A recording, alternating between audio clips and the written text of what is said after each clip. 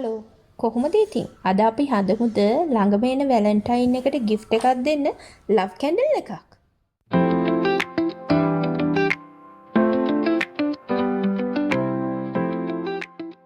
මේ තියෙන්නේ ඒකට ඕන වෙන බඩු ටික අපි බලමු එහෙනම් ඒක හදන්නේ කොහොමද කියලා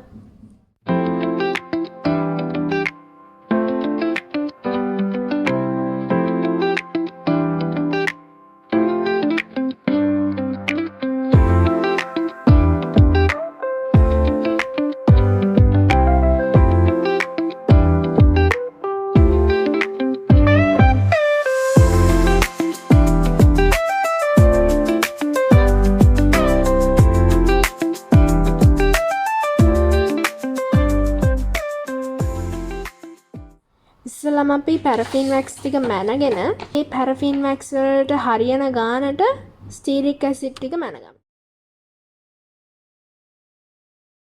ඔයාලා 105ත් 10ත් අතර ප්‍රමාණයක් Tamanට කැමති ප්‍රමාණයක් තමයි පැරෆින් වැක්ස් වලට එකතු කරගන්න ඕනේ. ඒකෙන් තමයි කැන්ඩල් එකේ ටෙක්ස්චර් එක තීරණය වෙන්නේ. දැන් ඔයාලා ගත්ත පැරෆින් වැක්ස් එක බොයිල් කරගන්න ඕනේ. හැබැයි මේක අනිත් වැක්ස් වගේ නෙමෙයි හින්දා ඔයාලා අනිවාර්යෙන් මේක ඩබල් බොයිල් කරගන්න ඕනේ. එහෙම නැති වුණොත් මේක ගිනි ගන්න ලොකු ඉඩක් තියෙනවා. දැන් ඔයාලට පේනවා ඇති මම මේක 84.3ක් වෙනකන් රත් කරගෙන තියෙනවා. ඔයාලා අනිවාර්යෙන් මේක අංශක 85ක් වගේ වෙනකන් රත් කරගන්න ඕනේ. එහෙම නැති වුණොත් ඔයාලට ෆ්‍රේග්‍රන්ස් මික්ස් කරගන්න බැරි වෙනවා.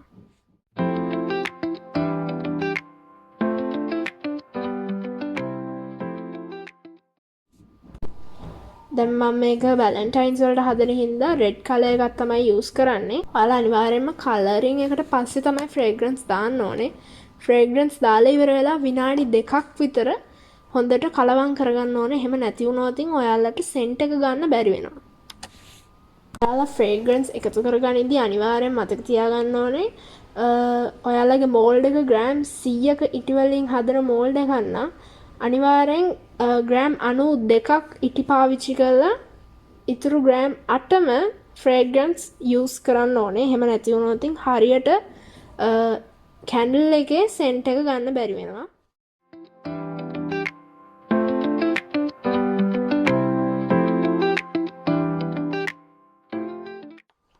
දැන් අපි හිමීට මෝල්ඩ් එකට වක් කරගෙන මේක පැය 8ක් 10ක් තියන්න ඕනේ.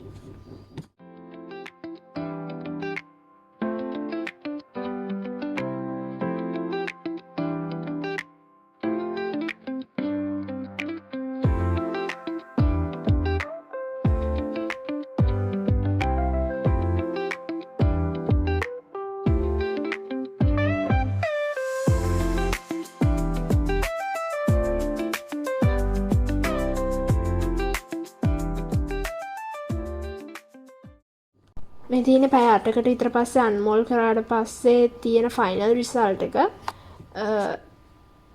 පැරෆින් වැක්ස් ලව් මෝල් කැන්ඩල් එක.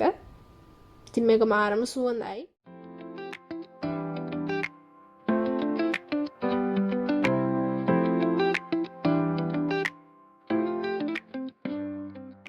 දැන් අපි ඒ කැන්ඩල් එකම සෝයි වැක්ස් වලින් හදලා බලමු. ඉතින් කලින් අවශ්‍ය කරපු වත් ටිකම තමයි ඔයාලට ගන්න තියෙන්නේ.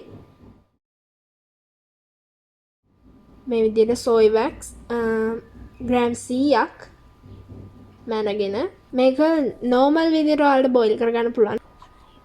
හැබැයි ඔයා කැන්ඩල් මේකින් කියන එකට අලුත් කෙනෙක් නම් ඩබල් බොයිල් කරගන්න එක තමයි වඩාත්ම හොඳ. මේකත් ඉස්සෙල්ලා වගේම අංශක 82ත් 85ත් අතර උෂ්ණත්වයට රත් කරගන්න ඕනේ. රත් කරගෙන ඉවර වෙලා කලරින් දාලා ඊට පස්සේ ෆ්‍රේග්‍රන්ස් දාගෙන හොඳට මික්ස් කරගන්න ඕනේ විනාඩි 2ක වගේ අවම කාලයක්.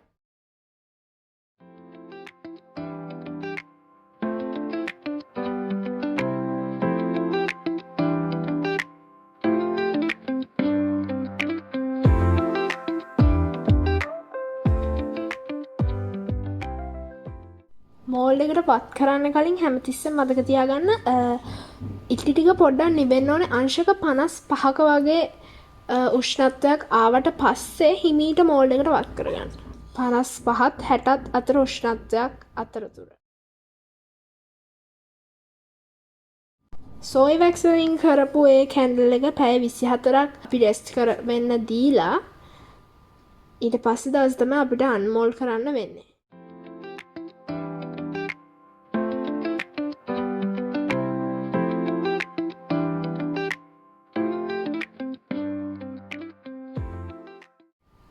මේ තියෙන අන්මෝල්ඩ් කරපු සෝයි වැක්ස් එක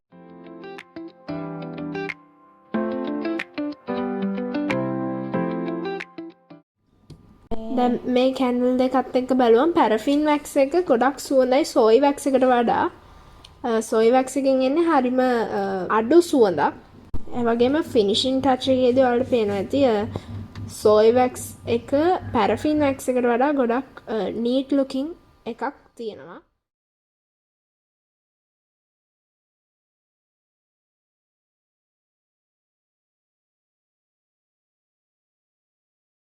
ඔයාලට කැමති විදිහකට රැප් කරගෙන කැන්ඩල් එක ගිෆ්ට් එකක් විදිහට දෙන්න පුළුවන් මෙන්න මේ විදිහට.